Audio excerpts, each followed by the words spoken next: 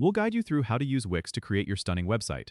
If you find this helpful, consider subscribing and liking the video. First, go to the Wix website and click on Get Started if you're new, or log in if you already have an account. Once you're logged in, click on Create New Site from your dashboard. You'll be prompted to choose the type of site you want to create, like a blog, online store, or portfolio. Select your preference, and Wix will suggest templates tailored for that type. You can either choose to let the Wix ADI do the work for you by answering a few questions, or you can pick Choose a Template to manually customize your site. If you opt for a template, browse through the categories and select one that fits your vision. Click Edit to enter the Wix editor. Here, you can customize every part of your site. Click on any element to edit text, images, or settings. Use the left-hand menu to add new elements like text boxes, images, and videos. Drag and drop them wherever you want on your page.